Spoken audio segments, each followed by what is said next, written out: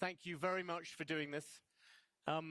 Deputy National Security Advisor, you have a wide audience of people from the region here. And can we begin with the contest, which we just heard a little bit about in the previous panel, about the contest between the United States and China inside this region. And the US has obvious advantages, which you know, but China is pushing back, especially on development projects. And next month, Xi Jinping will inaugurate a port in Peru when APEC happens here. And I wondered, what is the US strategy as you see it to counter China in this region? Thanks very much, John, and thanks for having me. You. Look, I guess I would start by saying this is a region that's going to make its own decisions, its own economic decisions, its own decisions about trading partnerships, about security partnerships. And the United States very much respects the sovereignty of the countries in the region and their ability to make their own decisions about what's best for their future. We've also been quite clear that we are engaged in a global competition with China, and that competition is at the core of the U.S.-China relationship, and that it's not limited to the Indo-Pacific, but that it's playing out in other regions of the world, including here in our own hemisphere. There was a narrative that I think that was prevailing when this administration took office, that the United States was sort of on the verge of being surpassed by China as an economic power, that United States influence was waning in the world, that China's influence was on the rise.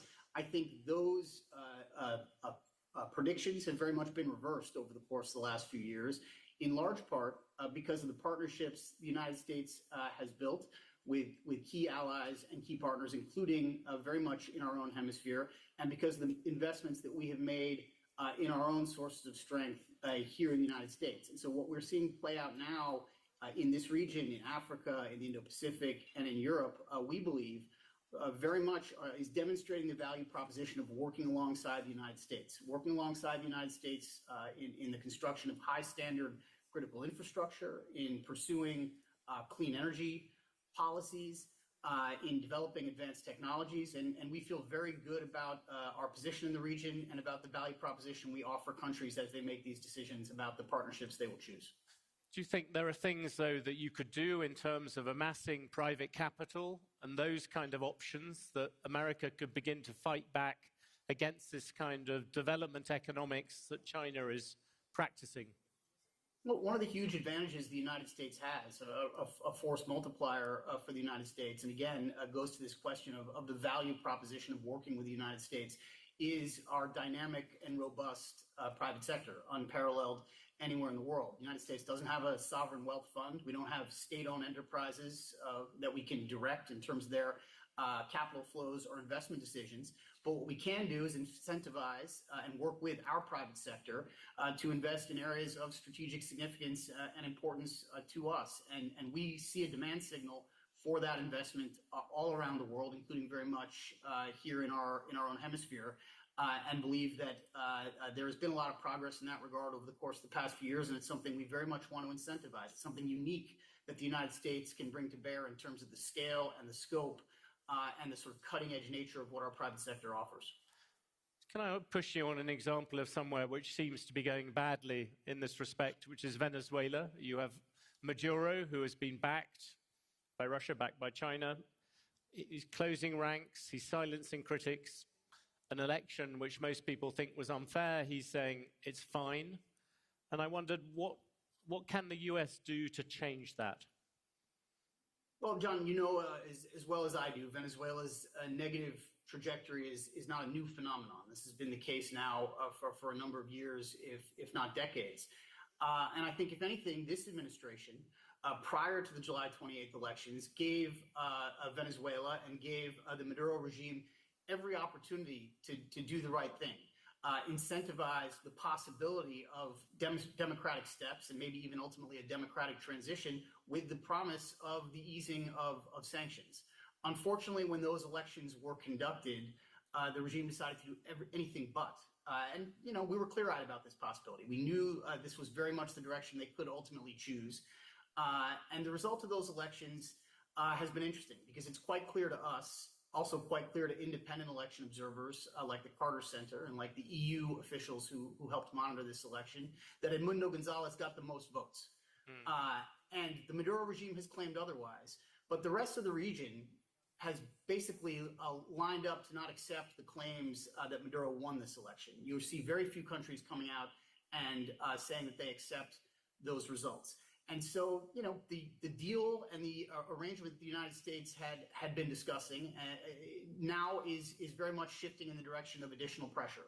We've taken sanction steps in September against a number of Venezuelan entities with a focus on the people and the institutions who perpetrated what we consider to be a wholly illegitimate election, and people who have, since the election, gone about systematically rounding up, arresting, and suppressing opposition figures, which is not something the United States is going to stand for, and we don't believe it's something the countries of the region should stand for as well.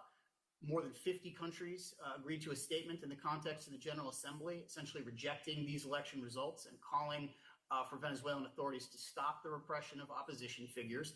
And we are going to continue to work with our partners and allies in the region, including some who maintain relations with the Venezuelan regime, to make sure that this pressure stays on until Venezuela returns to a democratic path. Do you think that Venezuela can become a democracy again, a normal democracy? I don't see why that shouldn't be the case. I think that is very much the will of the Venezuelan people, which was clearly expressed even in an election in which it was very difficult to do so, and in which the regime took a number of steps, including disqualifying the opposition candidate who won more than 90% of the votes in the opposition primary. But the opposition aligned around a different candidate. The Venezuelan people voted in large part for that candidate. And so that, we believe, is fundamentally an expression for a desire to return to a democratic path, and ultimately the will of the people there should be respected. Just looking at the region and its relationship with the United States at the moment, the last person I interviewed on a stage was Donald Trump, and what he put forward very strongly was the idea that he would impose tariffs on the whole of this region, 20%, 20%. He would hit Mexico and places like that particularly hard. And I wondered, without entering partisan politics, whether you could speculate what would happen to the relationship between the United States and Latin America if that happened. Well, look, one of the things I have the luxury to do as someone who works on the national security side of our government, and instead of on the political side of our government, or instead of on a political campaign, is not to have to respond to statements that are made in the context of a campaign like that. We have obviously adopted a wholly different approach, economic approach to building strong relations with nations that we consider to be partners, not subordinates. And that's the path that we have been following, that we will continue to follow until the end of the administration, epitomized in large part by the Americas Partnership, an arrangement I know you're familiar with on the order of a dozen countries that have come together to try to build closer and stronger economic ties, focused on areas like critical minerals and energy, on medical supplies, and on semiconductors and other advanced technologies. That is the vision we have for this region, and believe that that's the right way forward. But that is one based, so, on open trade and the ability for things to go backwards and forwards. If there is a full-scale tariff war, that would be a very different relationship. I mean, again, that is not the policy that we are adopting. That is, I am confident, not the policy that Vice President Harris would adopt, or she to be elected. Beyond that, I'm not going to get into responding to claims made in the context of the campaign. Just can't do that with the job that I've got. So one particular thing which has come up a bit on the campaign, but also in this region, is the idea that there is more to do in terms of partnerships with countries in Latin America over issues like migration, issues like drugs as well. Do you still think that is an area you could do more on? Well, I think that is an area where we have deep cooperation and partnership with the countries of the region.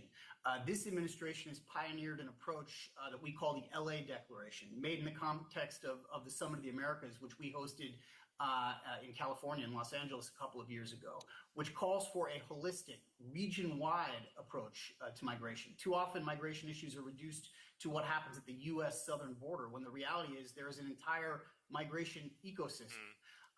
And the countries of the region have bought into that vision for how migration can and should be managed, both in terms of enforcement at various borders and also in terms of legal and lawful pathways for migrants who have legitimate claims to, in an orderly way, make their way to another country. We are doing both of those things with our partners in the region under this banner of the LA Declaration, which has been, we believe, a significant success in trying to manage what is a very difficult crisis. And you know, that crisis has existed now long before this administration came to office, and actually well beyond the contours of this region. There's a global migration challenge that a number of nations face, and we are working with the countries in this region to manage this migration flow in our own hemisphere. Same when it comes to counter-narcotics. We have worked very closely with key partners, including some where there was a prediction that these relations would be quite difficult, like Colombia.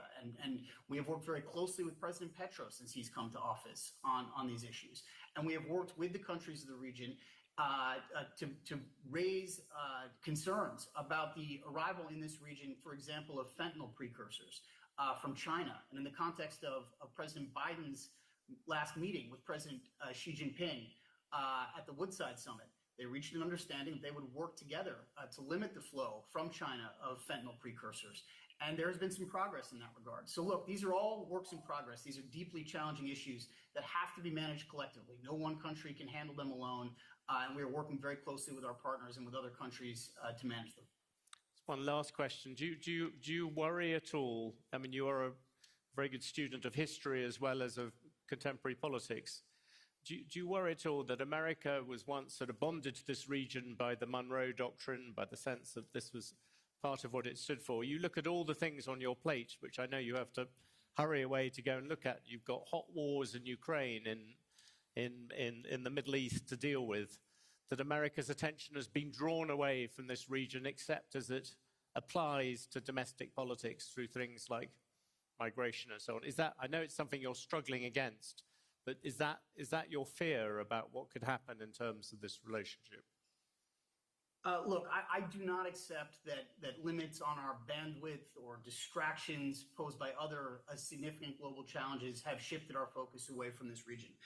This has been an enormous priority for President Biden. Has been, by the way, since he was in the Senate and chaired the Foreign Relations Committee, and it was a priority for him and a significant area of focus when he was vice president of the United States. And it has remained so here. In addition to hosting the Summit of the Americas, he has had a significant number of leaders from this region in Washington, in the Oval Office, conducting bilateral relations. He'll be at the G20 and at APEC in the region next month. I will just tell you, in the course of my own work, which is sort of managing the policy process on every issue we face across the U.S. government, from Ukraine to the conflicts in the Middle East to the Indo-Pacific, I spend a lot of time focused on this region, on the issues related to Venezuela that we were discussing, on Haiti, where there has been some fragile but unmistakable progress in terms of the security situation, the political situation. I was just in Haiti on Wednesday. I've made 3 trips to Colombia in my current job. So we have the ability. We're a big government. We have global interests, and we have the ability to pursue all of them, even in the context of the crises we face, which are significant. One very last thing, just because you mentioned Haiti, is that an area where you're beginning to see a very small amount of hope?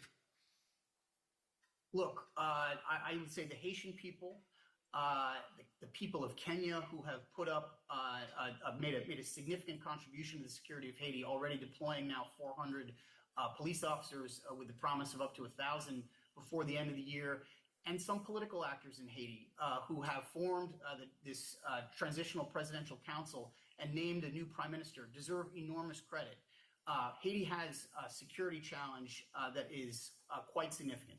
It has also had a political challenge that's tied to its security challenge in terms of the legitimacy of its government. It has taken significant steps forward to address both of those, but that progress is fragile.